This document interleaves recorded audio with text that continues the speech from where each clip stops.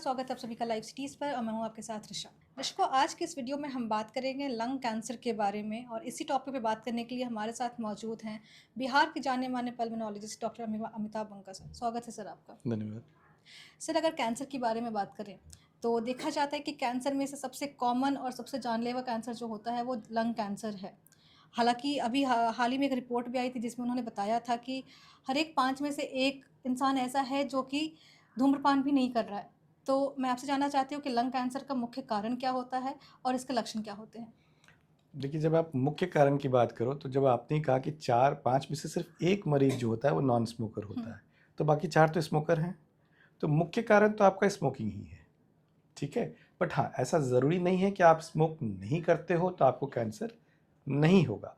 Cancer के बहुत सारे कारण हो सकते हैं और आजकल तो लाइफ़स्टाइल ऐसी हो गई है, खाना-पीना ऐसा हो गया है, तो कुछ नहीं पता कि किस चीज़ से आपको क्या कैंसर हो रहा है।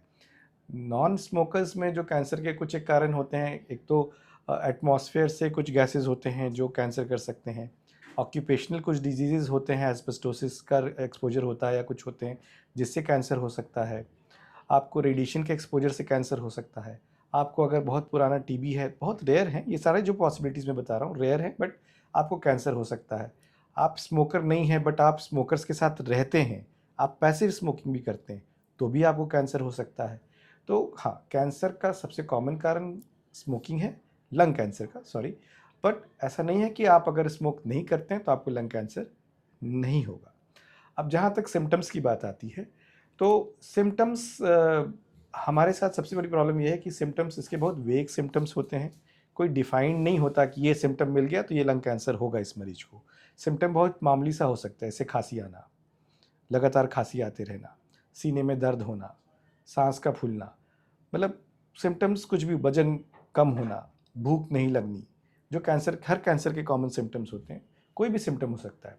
प्रॉब्लम यही होता है कि अक्सर खांसी वासी के लिए हम लोग अपने लोकल डॉक्टर के पास जाते हैं और कोई भी खांसी के लिए आपका सीटी स्कैन तो जाहिर सी बात है नहीं कराएगा, तो हमें तुरंत वो चीज़ का पता नहीं चलता है। जब तक कैंसर बढ़ नहीं जाती है तब तक लोग आते नहीं हैं और पकड़ में कैंसर आता नहीं है।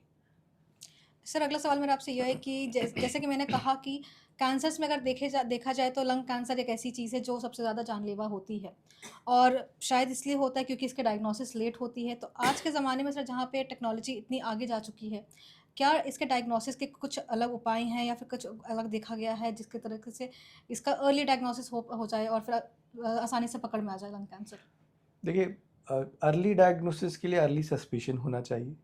बहुत जैसे हमारे कुछ गाइडलाइंस हैं जिसमें कुछ लोगों के लिए स्क्रीनिंग का प्रावधान रखा गया है कि अगर आप एक उम्र के ऊपर हैं, आप अगर इससे ज़्यादा स्मोक करते हैं, तो आपको ईयरली, उसमें जो वर्ड यूज़ होता है लो रेडिएशन सीटी स्कैन, तो वो लो रेडिएशन सीटी स्कैन अभी इंडिया में इतना पॉपुलर नहीं है, पर वो उनको ईयरली कराना चाहिए जिससे उनमें हम लोग जिनमें हाई सस्पिशन हो। अब हम सबको कहें कि आप सीटी स्कैन कराओ तो देखो ये प्रैक्टिकली पॉसिबल नहीं है। तो जिनमें बहुत हाई रिस्क होता है या हाई सस्पिशन होता है या हाई चांसेस होते हैं, उनमें हम लोग कहते हैं कि आप ईयरली स्क्रीनिंग कराओ अपना, उसके सीटी स्कैन के द्वारा, लो रेडिएशन वाले सीटी स्कैन के द्वारा। बाकी यही है कि किसी को अगर सिम्टम्स हैं, परसिस्टेंट सिम्टम्स हैं, तो हमें उसे नज़रअंदाज नहीं करना चाहिए, हमें उसको तुरंत जांच करना चाहिए। एक सिम्टम जो मैं और बताना चाहूँगा कि बलगम में खून आना। अक्सर जो मरीज आते हैं हमारे पास इसीलिए आते हैं कि बलगम में खून आ रहा है और अक्सर कैंसर भी उनमें पाया जाता है। तो जब भी बलगम में खून आए तो उसको लापरवाही ना लें, उसको ज़रूर से ज़रूर जांच करवाएं। सो अगर इसकी प्रिकॉशंस और ट्रीटमेंट की बारे में बात करें तो देखा जाता है कि अक्सर लंग कैंसर में हमेशा मरीज़ जो होते हैं उनको इंजेक्शन लेना पड़ता है, कीमो लेना पड़ता है। तो आज के ज़माने में क्या कुछ ऐसी सुविधा आई है, क्या कुछ ऐसे नए दवाइयाँ आई हैं जिसको लेने से लंग कैंसर क्योर हो सकता है या फिर उसको ट्रीटमेंट किया जा सकता है?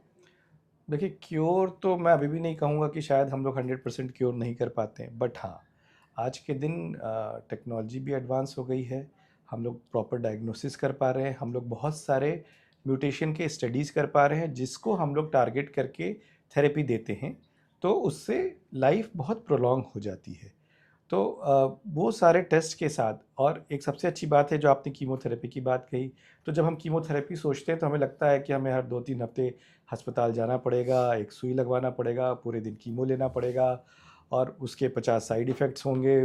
उसके बाद अच्छी बात ये है कि लंग कैंसर के अंदर अब ओरल कीमोथेरेपी स्टार्ट हो चुकी है, जो बहुत समय से हम लोग दे रहे हैं मरीजों को। जैसा मैंने कहा कि कुछ टेस्ट होते हैं, नए टेस्ट होते हैं, जो कराने के बाद अगर वो पॉजिटिव आते हैं तो उनको टारगेटेड थेरेपी हम लोग कहते हैं। टारगेटेड थेरेपी देते हैं जो ओरल थेरेपी होती है, जिससे मरीज को अस्पताल नहीं जाना पड़ता बार बार, वो घर बैठे बैठे भी अपना कीमोथेरेपी लेता रहता है। और दीज आर बहुत इफ़ेक्टिव हैं और लोगों की लाइफ काफ़ी प्रोलॉन्ग हो रही है इन टारगेटेड थेरेपीज़ के कारण। बहुत बहुत धन्यवाद सर ये तमाम जानकारी देने के लिए।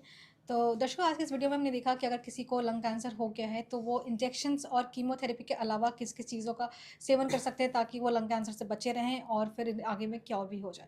तो आशा करती हूँ कि आज की इस वीडियो तो आपके लिए लाभदायक रही हो। अगर आपने अभी तक हमारे यूट्यूब चैनल को सब्सक्राइब नहीं किया तो तुरंत तुरंत कर लें। साथ ही हमारे फेसबुक पेज को भी लाइक करें। वीडियो देखने के लिए धन्यवाद।